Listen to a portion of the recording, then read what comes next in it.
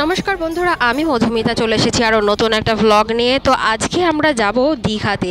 তো বর অনেক দিন পর এসছে আর এখন আমাদের বেশ কিছুদিন টাইম রয়েছে, তো তার মধ্যে যতটা ঘোরা যায়। তো সেই জন্য আমরা দুইজনা বিয়ে বাড়ি কাটিয়েই সঙ্গে সঙ্গে চলে আসলাম দীঘার উদ্দেশ্যে। তো চলো, এখন আমরা ট্রেন থেকে নেমে পড়েছি আর এখন আমরা যাব দীঘা বিচের সামনে, সেখানে আমরা রুম নেব। তো রুম আমাদের মোটামুটি দেখাই রয়েছে। তো এই দেখো, আমরা কাছাকাছি চলে এসেছি হোটেলে। তো হোটেল আমাদের দেখাই রয়েছে, কারণ এর আগেও আমরা যে কবার এসেছি তো একটা হোটেলে থাকতাম। তো এই সামনে বিচের সামনেই যেগুলো হোটেলগুলো রয়েছে এগুলো খুব ভালো, প্রাইসটাও বেশ ভালোই রয়েছে। তো সেই অনুযায়ী আমরা চলে যাব একটা হোটেলে। সেই হোটেলটার নাম হচ্ছে বিপাশা। এই হাই টাইডের ঠিক পিছনেই রয়েছে বিপাশা হোটেল। এই যে অ্যাশ কালারের যে হোটেলটা দেখা যাচ্ছে। তো চলো বিপাশার মধ্যে আমরা যাই, আর সেখানে আমরা দেখা অলরেডি করে এসেছি।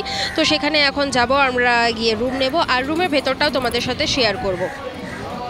তো এই হচ্ছে আমাদের রুম। দেখো, রুমের ভেতরটা বেশ ভালোই। আমরা খুব বেশি হাইফাই রুম নিই না, কারণ দীঘায় এসে খুব বেশি হাইফাই রুম নিয়ে কোনো লাভ নেই, কারণ আমাদের সবসময় তো বাইরেই থাকতে হবে, বাইরে ঘুরবো ফিরবো খাবো।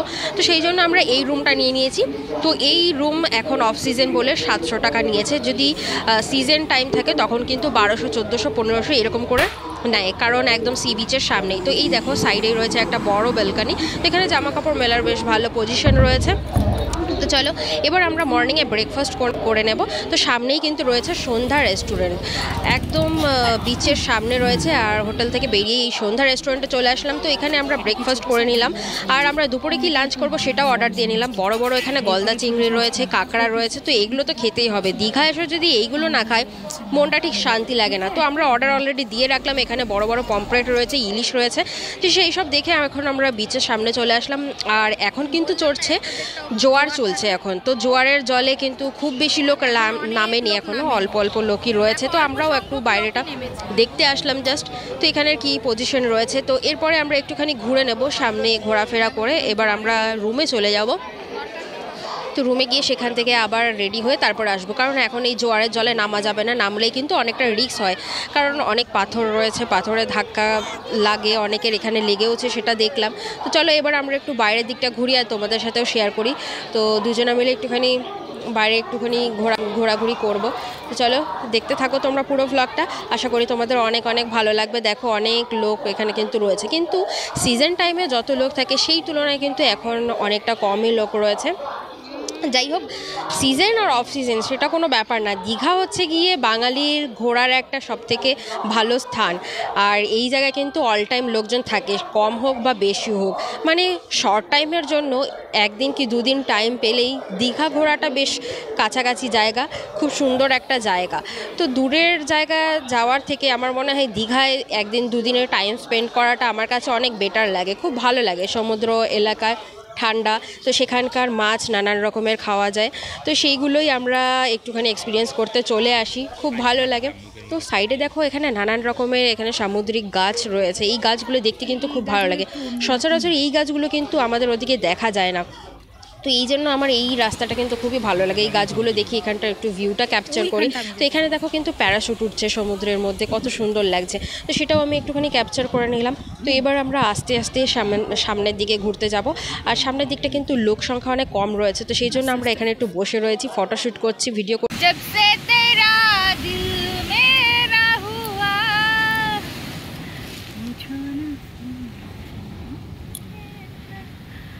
ভালোই লাগছে বলো,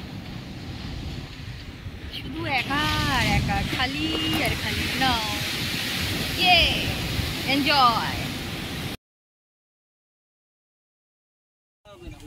কত মোটা হবে? যাও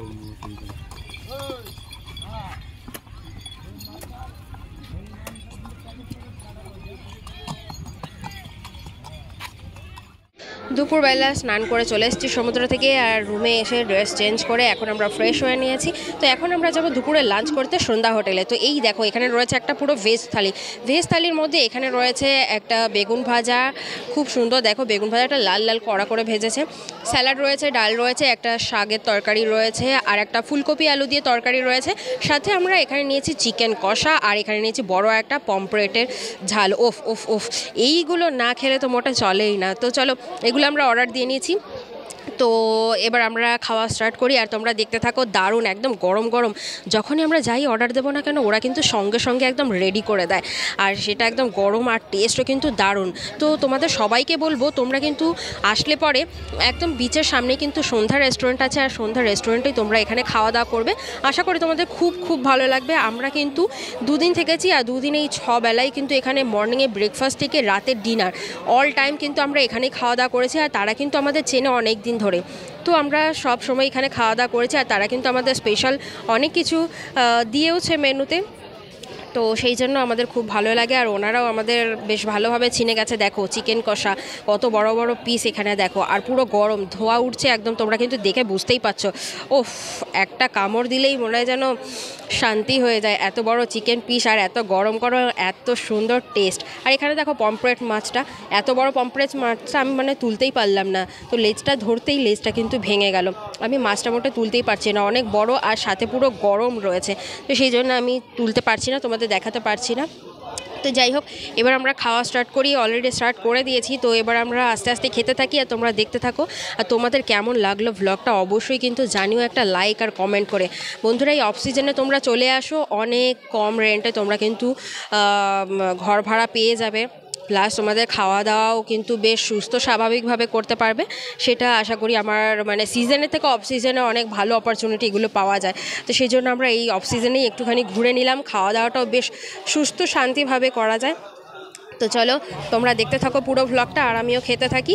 লোভ দিও না কিন্তু, লোভ যদি লেগে যায় তাহলে দীঘা এই সন্ধ্যা রেস্টুরেন্টটা চলে আসো, অবশ্যই তোমরা আমাদের মতো এরকম সুন্দর সুন্দর খাবার পেয়ে যাবে।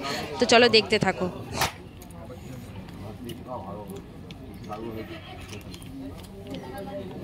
খাও মাছ।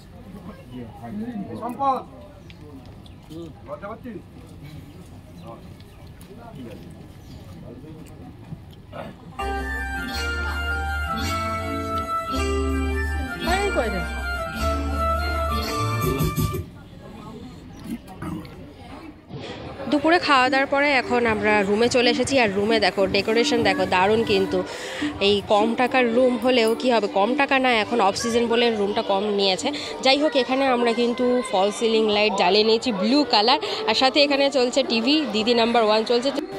আপনারা দেখতে থাকুন আমার পুরো ব্লগগুলো। তো এরপরে আমি সন্ধেবেলায় কি করছি, কি খাওয়া দাওয়া করছি, আর সেখানকার কীরকম পরিবেশ, তো সব শেয়ার করবো।